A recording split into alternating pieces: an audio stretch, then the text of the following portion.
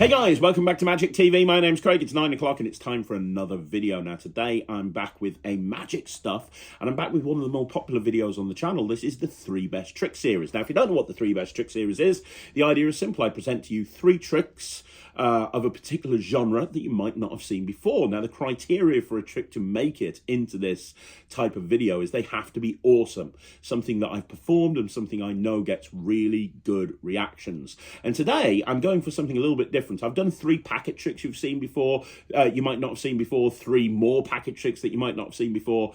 This video is all about 3 ambitious cards with a small packet of cards. So not the full deck ambitious card, but a small packet of cards, but still doing an ambitious card type sequence.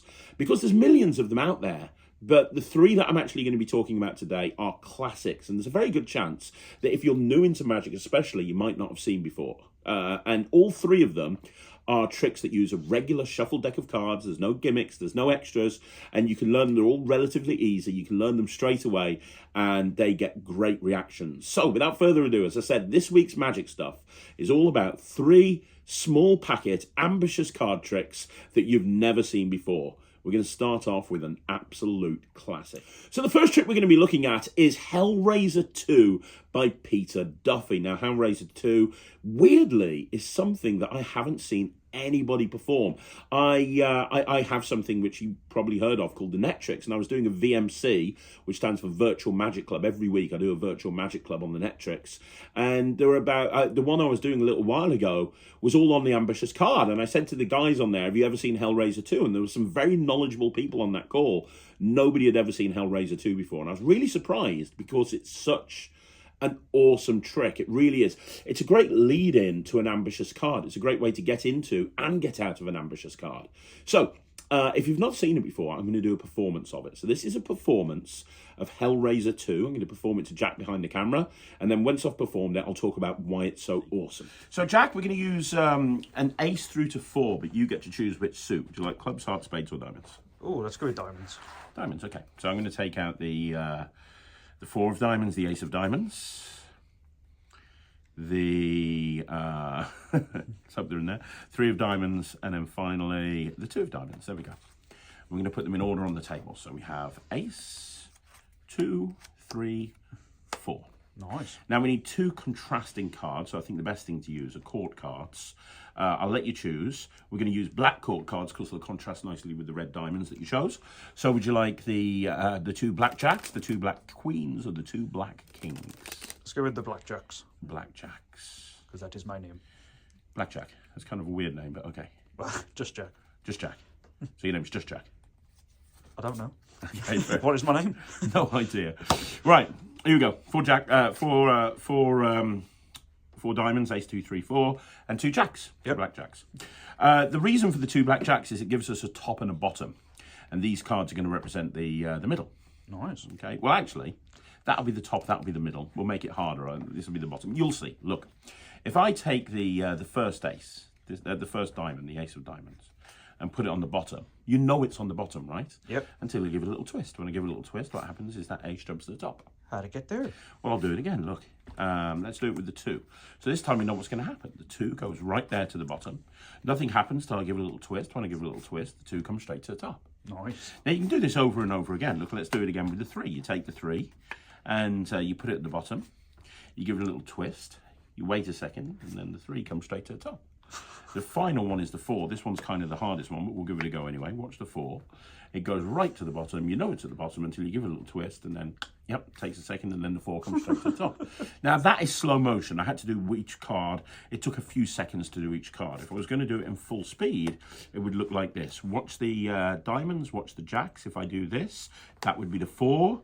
That would be the 3. This one here would be the 2, and then finally the 1 comes up like that, and that is a trick with 4 diamonds and 2 jacks. That was brilliant. So there you go, guys. That's Hellraiser 2. And let's be honest, at this point, I think we need to point out that Peter Duffy is an absolute genius.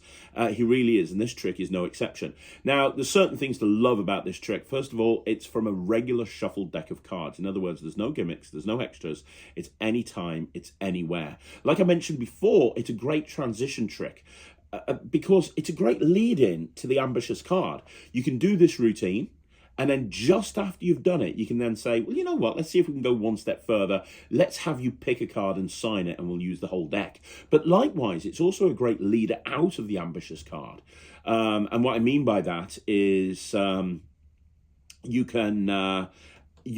what I mean by that is you can do the ambitious card, and very easily with presentation you can justify going into this routine. So for example, you can say, well, you know what, the problem with this trick is it uses 52 cards, there's too much to follow, so let's just break it down to 6 cards, and we'll use the ace through to 4 and a couple of court cards, and it allows you to kind of go in that direction instead.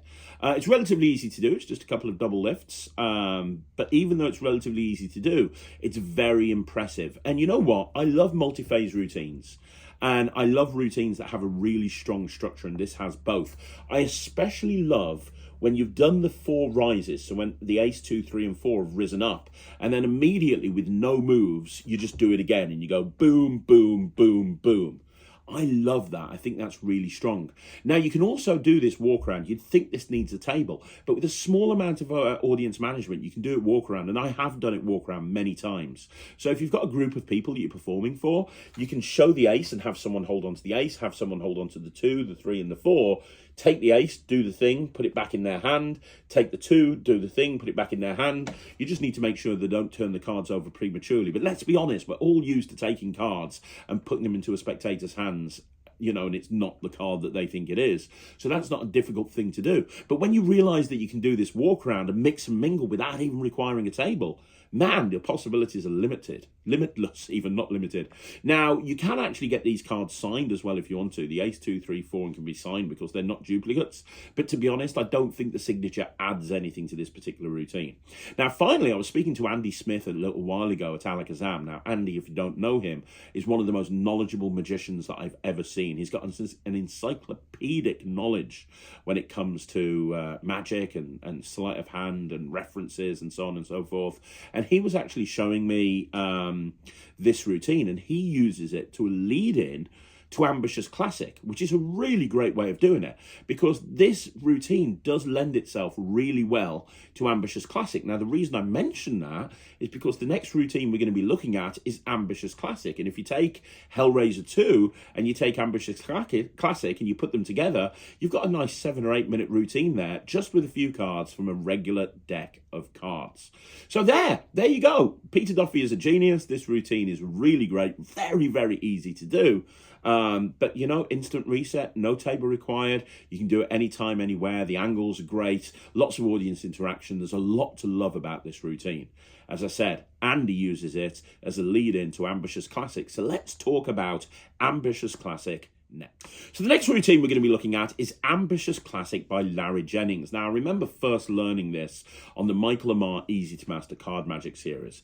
What is Ambitious Classic? Well, it's the concept of having an ace, 2, 3, 4, and having each card one at a time come to the top of the packet in a more amazing way. And during the course of the performance, you talk about how the other cards can do different things as well. And to be honest, one of the reasons I love this trick so much is because there is so much packed into a very short routine. There's so many magical moments. Every couple of seconds, something is happening. Cards are reversing, cards are turning over, they're changing color, they're coming to the top of the pack. There's a lot going on there. And really, when you're doing commercial close-up magic, having a routine like that is really important, especially if you're doing restaurants or you're doing banquets, you're doing venues where food might be dropped down at any point. This is a really important consideration to take on. And the reason is, you could be in a situation where you're performing and then food comes out and you've got to stop. Well, if you're doing a 10-minute routine that builds up to one crescendo and there's one moment of magic, it's going to be a little bit boring for the people that are watching if you walk away 7 minutes in and nothing's happened. Whilst if you're doing a routine like this and every couple of seconds there's a magical moment, they've seen a ton of magic already, and that's a really important thing to consider. Now, before I go on, I want to show you a performance of Ambitious Classic, so I'm going to do it to Jack behind the camera. This is a performance of Ambitious Classic by Larry Jennings. By Larry Jennings. So, Jack, I'm going to take 4 cards out of this deck. We're going to use 4 cards for this. We're going to use the ace, the 2, the 3, and the 4 of spades. Only 4? Only 4. Mainly because for years people have been telling me that I don't play with a full deck, and so I thought I'd embrace that. Good to know. Ace 2, 3, 4. The rest of the cards aren't important. Each one of these cards, each one of these 4 cards does its own little trick. And I'm going to show you the trick that each one of these cards does. And we're going to start off with the ace. Now, what the ace does is pretty impressive. You take the ace, you pop it down into the middle. It's clearly going into the middle. You wait a second, you snap, and when you do, the ace comes straight to the top of the pack. What? It kind of melts up through all the other cards to the very top. Now, you might have missed it, so I'll do it again for you. See, you're not meant to repeat a trick, but just for you, I'll show you. The ace goes into the middle, you snap your fingers, and it comes straight down to the top of the pack. That's what the ace does. Now, that's the only trick that it does, but it does it really well. The 2, however, this does a little bit more, because it does the same trick that the ace does, but it also does something else. So let me show you. So it does the same thing the ace does. So if I pop it in the middle and I snap, it comes to the top. Nice. I'll do that again for you. You see, you take the 2, you pop it down in the middle. It clearly goes in the middle until I snap my fingers, and then it comes to the top. Now, so you're probably thinking, so what? That's what the ace did, right? But this is what else it does. If I take that 2 and place it in between the 3 and the 4, so it's right there in the middle, if I just wait a second, that's all I have to do. I just do this. And when I do that, that 2 actually turns face down. Now, let me do that again for you. Look, I'll turn the 3 face down. I'll turn the 4 face down. You can clearly see that that 2's face down. All I have to do is this. That's all I have to do. And just like that, there you go, the 2 turns face up again. How's it doing that? Now, that's what the 2 does. Let me pop that 2 over there. That leaves us with the 3 and the 4, right? Yeah. Now, watch the 3. It does one thing, but it does it really well. Because with just 2 cards, it's very hard to follow. It's very hard to do what I'm about to do because you've only got a top and a bottom. So look, the 3 clearly goes on the bottom, right? Clearly goes on the bottom, and obviously that leaves the 4 on top. Now, what happens is if you leave the 4 on top, you leave the 3 on the bottom, and you just twist once. What happens is the 3 melts up through the card to the top. What? See, that's what the 3 does. Now, I know what you're thinking. You're thinking, well, what the hell am I going to do with just 1 card? What am I going to do with the 4? There's very little you can do with it. That did cross my mind. Yeah, well, here's what you can do. You can touch it. It's like a chameleon. So if I no, seriously, if I touch it to something that's a different color, like red, like the pad, if I touch it to something red and I leave it a second, it actually changes color, and that's what the 4 does. Really, the 4 is the most impressive one of the lot, and that is Ambitious Classic by Larry Jennings. What a twist. So there you go, that's Ambitious Classic, and it is a really cool routine. Now, the nice thing is, again, like I said, it's a regular shuffle deck of cards in use. Is there a setup? Not really. You have to get 1 card to the top, but you can do that as you're taking out the ace 2, 3, 4. And like I said in the previous trick, the Hellraiser 2 by Peter Duffy is a great lead into this routine, and that's something that Andy Smith does all the time. Positives to this trick. It's a regular deck of cards. There's no gimmicks. There's no extras. There's no real.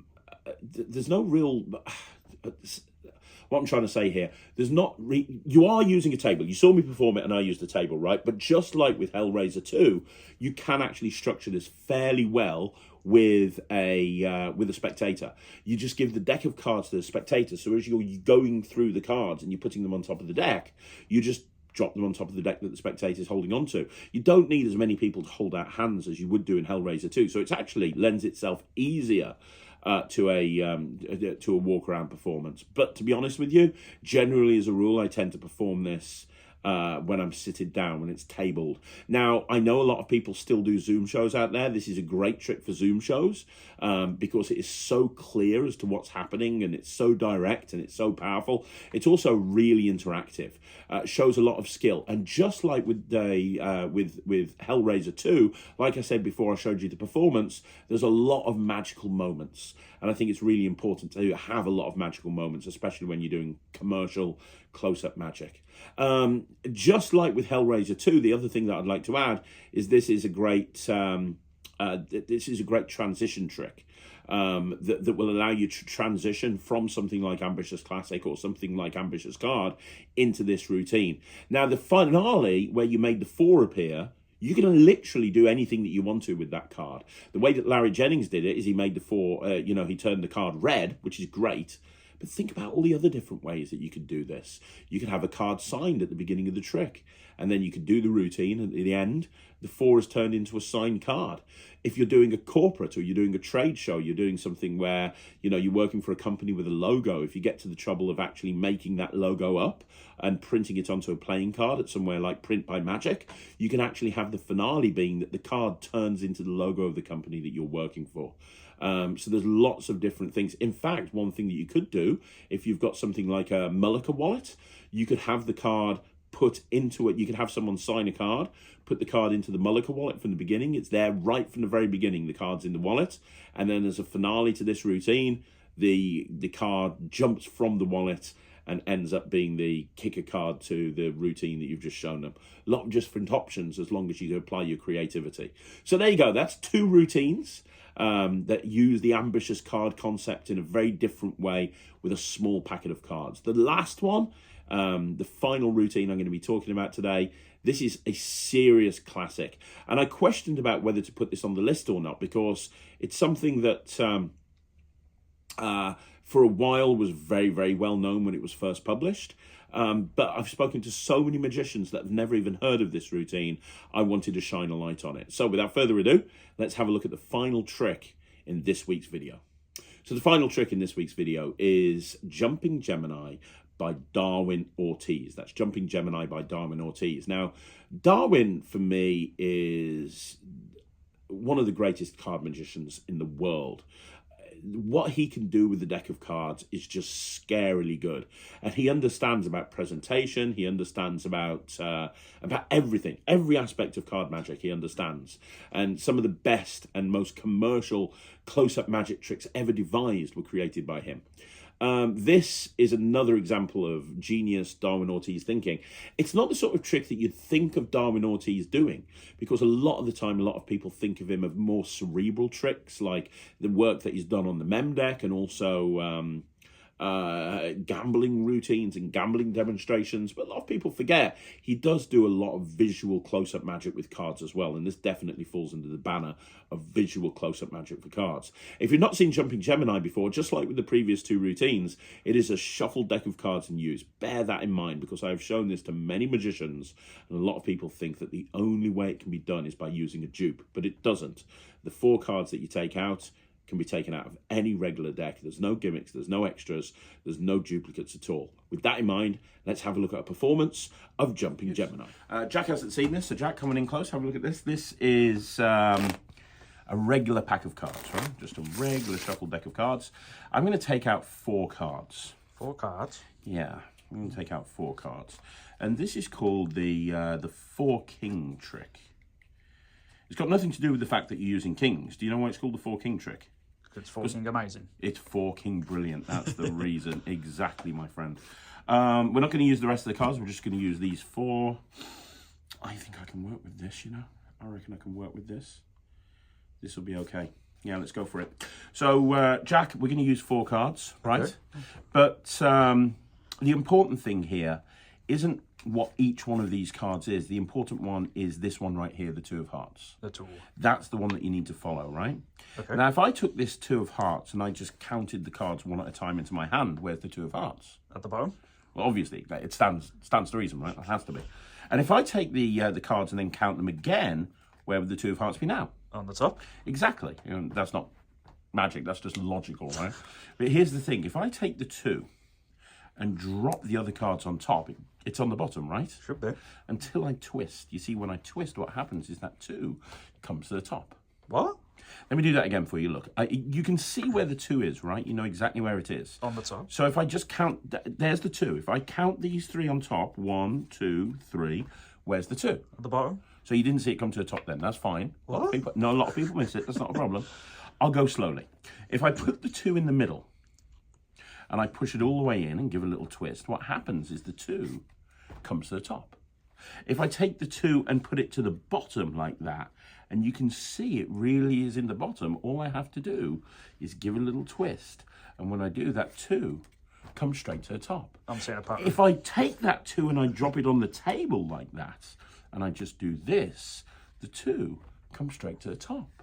What? If I take the 2 and I put it to the bottom of this packet, it comes to the top.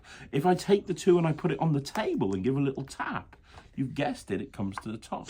If I leave that 2 right there so you can see it sticking out of the middle of the packet and push it in nice and slowly, you can see it really is going in. I just wait a second and that 2 goes straight to the top. Now, I could do this over and over again, I really could. But when I do this, people turn around to me and they say, Craig, because that's my name, Craig, they say, Craig, I think I know what's going on here. You've got to have all the same card. It's the only way this could work, right? I haven't shown you the other cards. It's logical that all the cards are the same. Got to be honest with you, Jack, they are all the same, that's how it works. But the thing is, this card here is a 10 of spades. And this card here is the 10 of spades. What? And this card here, this one is a 10 of spades. And this card here is a 10 of spades. I've actually got, let me just count, 1, 2, 3, 4 10 of spades. So it's not like it uses a 2 of hearts. But I understand how all that works. What I don't understand is why you call this the 4 king trick. But then I figured out one day why it's called the 4 king trick. Do you want to know why? Go on. Well, the reason it's called the 4 king trick is because of this card here, which is a king. Not only that, the other reason it's called the 4 king trick is because of this card here, which is also a king.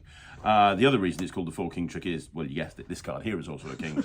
And then finally, because this card is a king, and that's the story of the 4 king miracle. What the hell just happened? So there you go, guys. That's Jumping Gemini by Darwin Ortiz. Now, what I love about this routine is you can literally just take a shuffled deck. You can take any 4 cards out of that deck and you can go into it any time.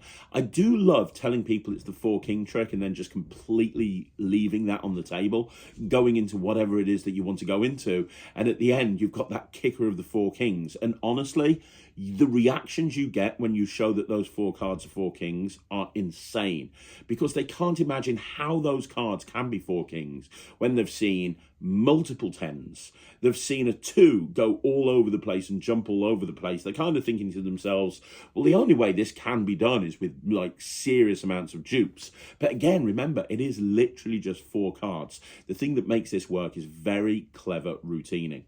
Now, a couple of points about this. So first of all, this is the perfect trick for walk around. This is the perfect trick for mix and mingle. You don't need a table at all. Second of all, also worth noting, is just like with the previous routines, there is a lot of magical moments. And like I said, having a lot of magical moments in a routine is really important.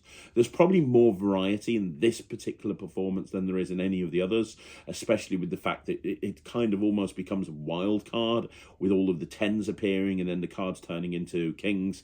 Now, full disclosure, the cards can't be examined at the end. You haven't got 4 kings like you're professing that you have. But to be honest, what I tend to do is I tend to just cut those cards into the deck. I just put the cards onto the deck and I give them a cut. And I go, hey, let's do something else. Give these cards a shuffle. And I give the cards out to be shuffled and I go into a different routine. If, however, you do want to actually go into another routine with the kings, for example, it's relatively easy to have a small setup alongside the 4 cards that you take out, and at the end of the routine go into a switch that will allow you to carry on with 4 kings. But it's completely up to you. The point is, it's not difficult, although none of the moves are hard. There's a lot of moves happening throughout the routine all the time. So you have to be fairly good at doing small packet double lifts and small packet triple lifts, because that happens a lot in this routine. But outside of that, it's a super fun routine to perform. It shows the creativity and the genius routining of Darwin Ortiz, and it's one of those routines that's a real crowd pleaser when you perform it to an audience. So there you go. Jumping Gemini is the 3rd trick using a small packet ambitious card sequence that you've never seen before. So there you go, guys. That's another video in the bag. That's another magic stuff in the bag. Do me a favor. Let me know in the comments down below what you think. Do you perform any of these 3 routines? Do you not? If you do, what are the reactions like? I'd love to know what you think. Don't forget, if you want to see more videos like this, like the video, subscribe to the channel. And if you haven't already done so, please go and check out the Netrix. It's www.thenetrix.com. That's www.thenetrix.com. You can go check it out now and see what all the fuss is about. I'm going to be back again tomorrow with another video. Thanks very much for watching. My name's Craig from Magic TV.